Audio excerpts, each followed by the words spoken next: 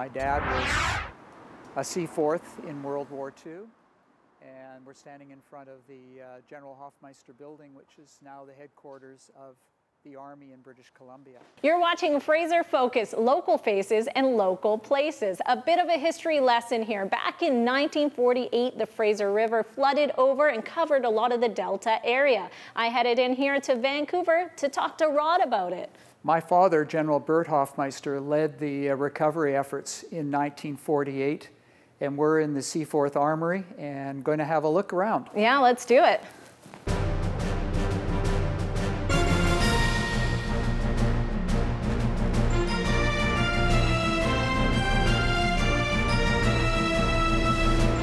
I went out and was successful in getting a grant from the Department of History and Heritage for $50,000, which I used to hire a consultant to come in and tell us how maybe we should develop a museum. In 1948, most of the World War II veterans had only been back a couple of years and still had a pretty close association with their regiments.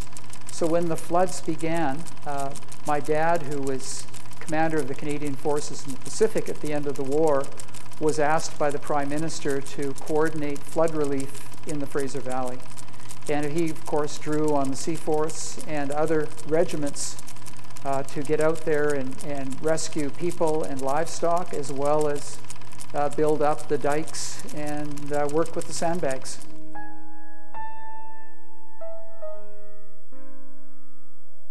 How bad was this flood? It was catastrophic. If it had happened today, there would have been hundreds of thousands of people displaced. Back then it was more agricultural, and it was more moving the cattle and helping the people get to dry land.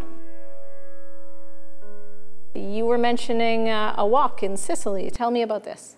In 2013, I was part of a 10-person group that traced the route of the Seaforths and the other Canadian regiments that fought in Operation Husky in 1943.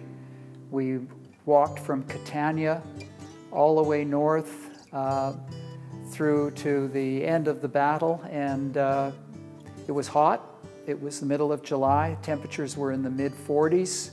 We would start walking very early in the morning to avoid the heat, and we walked right up almost to the base of Mount Etna. So you must be in pretty good shape? Yeah, most of us trained for that walk. Wow, that's definitely a lot of walking. You also do some archiving and things here? Our archivist and assistant curator try and keep me away from messing things up as much as possible. Morning, Megan. Rod, clean up your room here.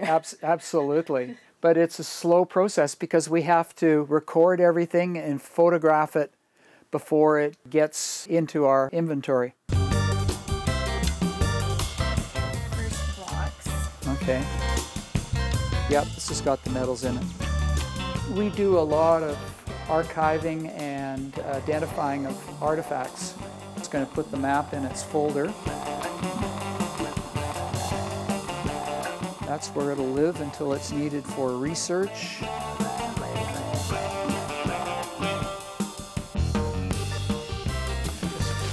put it in there and let it rest for a couple weeks. In the shelf with other books of the same ilk. Oh, jeez. Whew. There you guys are. I'm gonna help out with some of these archives here. There's so much going on. You're watching Fraser Focus. Stay with us. Where does this go? Right in the shelf behind you. Okay, perfect.